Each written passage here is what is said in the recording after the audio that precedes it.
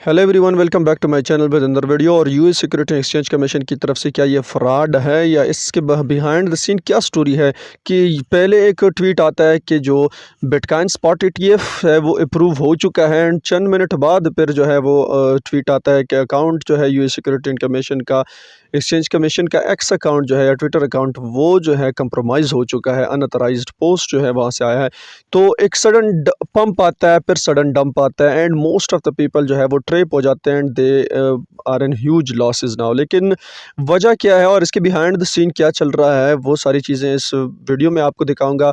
तो सबसे पहले जाते हैं कि जो ट्वीट आता है वो कौन सा ट्वीट होता है और उसके बाद फिर इसकी कहानी देखते हैं कि इसके पीछे कहानी क्या है और अपने ट्रेडिंग क्यों छोड़नी है आगे या फिर किस तरह की ट्रेडिंग करनी है वो भी मैं आपको दिखाता हूँ और समझाता हूँ। तो उससे पहले आप लोग इस रिक्वेस्ट है, चैनल को सब्सक्राइब करें, वीडियो को लाइक करें। So let's start.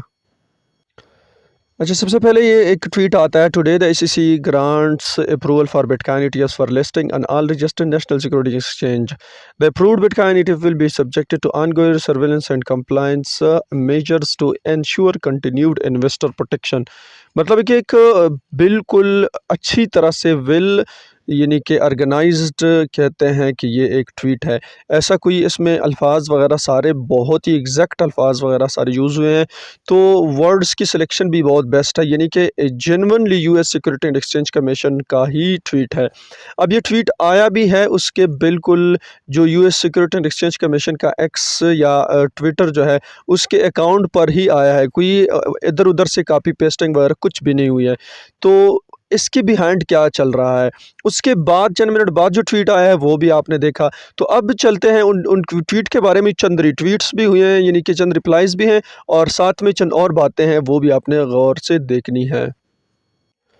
अच्छा, सबसे पहली बात तो यह है कि आज जो दिन था वो तो गुज़र गया, 10th ऑफ यानी कि जो जनवरी है वो गुज़र गया है और अभी तक ईसीसी ने अप्रूवल नहीं दिया है। पहली बात तो यह है, अब देंगे अगर तो मई तक देंगे। अच्छा, सबसे पहली बात तो ये हो रही थी कि मई अगर ये इस सेशन में नहीं देते तो फिर मई में ही देंगे, लेकिन अब जो बात हो रही वो ये है कि मई तक किसी भी वक्त दे सकते हैं। दैट ये बहुत ही बुरी चीज़ है, यानी कि कल भी कह सकते हैं कि हम अप्रूवल दे रहे हैं और मार्केट पंप करेगा, फिर कहते हैं नहीं देंगे तो मार्केट डंप करेगा। सो अभी जो है ये totally it is like a fraudulent system. जितनी भी एक्सचेंजेस हैं उनमें सडनली पंप आते हैं, डंप आते हैं, सारी जो एसएल हंटिंग है वो हो जाती है और सारी लिक्विडेशन हो जाती है।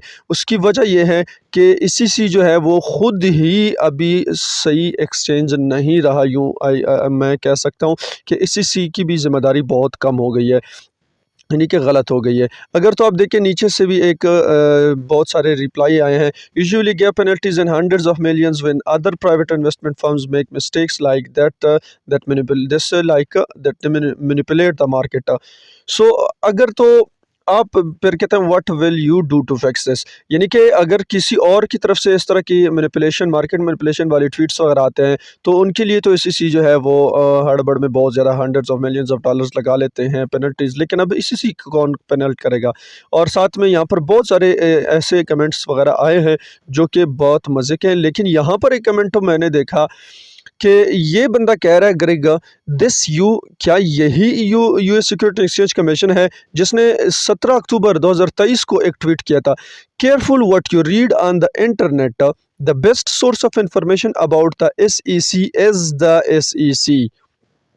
ईसीसी ने 17 अक्टूबर 2023 को एक बात कही थी, यानी ट्वीट किया था कि जो भी इंटरनेट पर आपको इंफॉर्मेशन मिलती है तो बेस्ट सोर्स ऑफ इंफॉर्मेशन जो है वो सिर्फ ईसीसी ही है।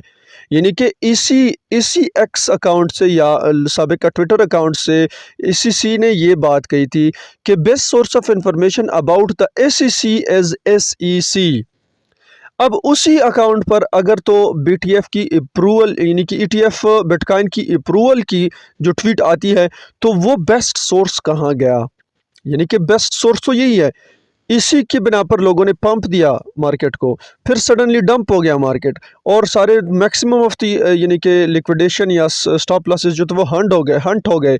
वजह उसकी ये थी कि इसी ही ट्विटर अकाउंट से ईसीसी ने ट्वीट डाला है। अगर तो एसईसी कह रहा है 17 अक्टूबर 2023 को कि careful what you read on the internet, the best source of information about the SEC is the SEC. तो फिर उसके बाद कल यानी रात को एक ट्वीट इसी अकाउंट से आता है कि अप्रूवल हो गया है। फिर चंद मिनट बाद आता है कि एसईसी की इंफॉर्मेशन जो है वो गलत हो गई है।